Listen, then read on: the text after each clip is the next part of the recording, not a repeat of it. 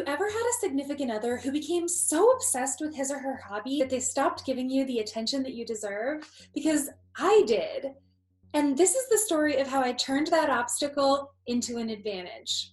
It's the story of how I used the price of cryptocurrency to emotionally manipulate my boyfriend. Incidentally, it's also the story of how I got interested in cryptocurrency, and I've decided to share it with you because I want you to know my approach to it and also understand why I think that I'm the right person to host the Crypto Love Line segment of my television show. Now, before I begin, I want to preface this by saying I'm not a monster who likes to emotionally manipulate people. I'm just a girl who did what I needed to do to restore a healthy level of intimacy to my relationship, and in the process, I advantaged myself emotionally and economically. I wrote this story almost a year ago, so if you want to see the full and unedited version of it, you can visit my blog at 007nerd.com. I know that this sounds crazy, but the following is the true story of how I used the price of cryptocurrency to emotionally manipulate my boyfriend. In a time not so long ago, in a place not so far away, I had a new boyfriend. He was warm, affectionate, and loving until he discovered a new hobby: researching cryptocurrency and its underlying blockchain technology. To be fair, it wasn't really a new hobby, it's just one that I was unaware of until it took over his life and you could not have a conversation with him without him needing to tell me why, how blockchain was going to impact life on Earth. As his passion for the social and economic benefits that he believed the advent of blockchain would bring grew, his time with me shortened. Between the long hours that he worked at his day job and the late nights that he spent researching, he had very little time for me. I knew I had to do something. So I decided I either needed to walk away with a little less than a year in the relationship and relatively unscathed, or I needed to learn enough about cryptocurrency so that I could have a reasonable conversation with him. I must have really liked him because I chose that second, far more time-consuming option. I became reasonably well-versed in all things blockchain and cryptocurrency. And by that, what I mean is that he could rattle on about whatever crypto topic he was interested in then, and I would kind of know what he was talking about. Although I was enjoying the dialogue and I was definitely beginning to see the long-term advantages of blockchain, everyone needs a break from the non-stop, heavy financial, economic, and world do-goodery talk once in a while, right? Well, not him.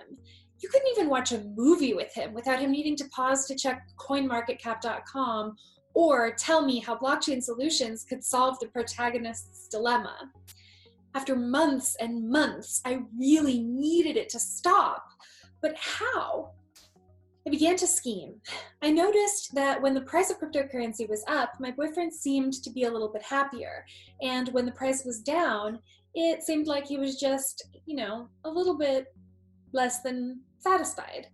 And I decided to use that to my advantage.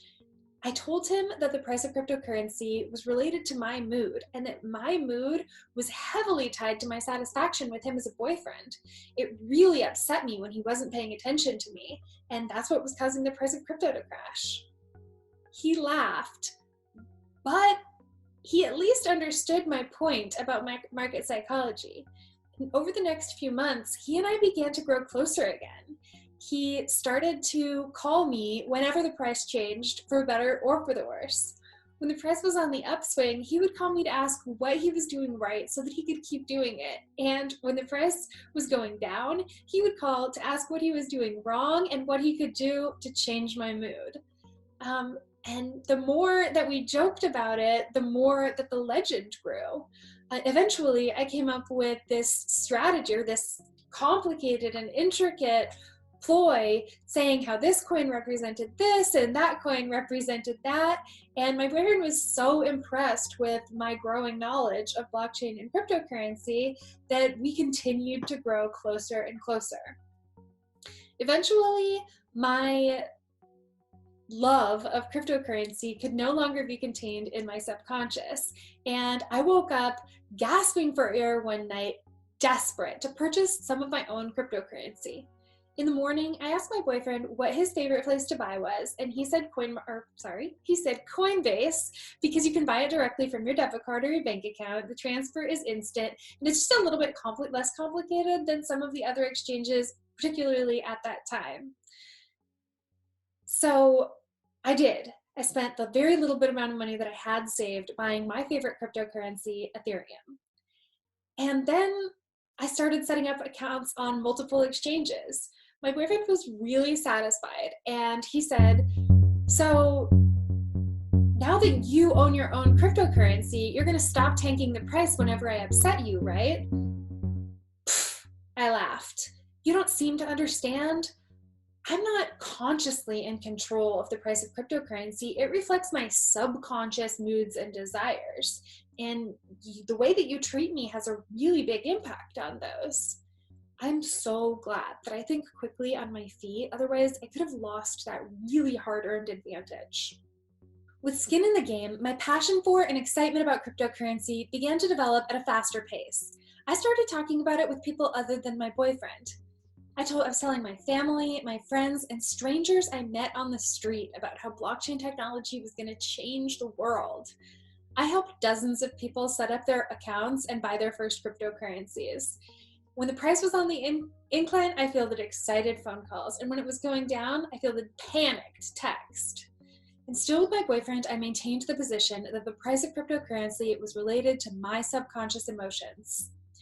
What I didn't realize until much later was that by saying that, and by having my own money invested in crypto, I really was becoming tied to the price of it. The years that have followed have been some of the most turbulent of my life.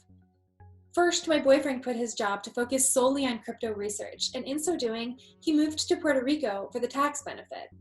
His long distance move and the subsequent crash in the price of cryptocurrency that immediately followed only added to his fear that I might be right. Somehow, the price of cryptocurrency might be tied to me. The fact that his early return, due to the devastation brought by Hurricane Maria, coincided with the largest fluctuation in the price of cryptocurrency ever exacerbated his panic. And as time has continued to march on, I've used many large and small scale events like that to add fuel to the fire. While he knows that the market value of cryptocurrency isn't solely determined by my mood, he's more considerate of me and my feelings now than he was before.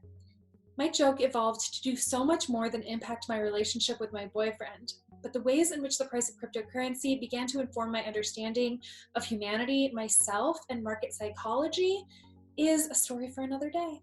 So that was the story of how I used the price of cryptocurrency to emotionally manipulate my boyfriend. Incidentally, immediately after I wrote it and published it to my blog, I applied for a job in journalism and crypto journalism, and I got it. So that was the beginning of my foray into full-time crypto contribution, and I'm so glad that I chose that second, more time-consuming option of learning about cryptocurrency, because not only did it mean that I got to stay in my relationship with my boyfriend, it also meant that I got to find something that I had no idea that I could be so passionate about. And I hope that if anybody out there watching this can relate to this story in any way, that they'll consider learning a little bit more about something that they didn't know very much about before either, whether that's cryptocurrency or something else. If you decide that it's crypto, maybe you should keep watching Phoenix Crypto TV 44.6 and my show Web3 TV for more information. Thank you so much for stopping by today and have a wonderful day.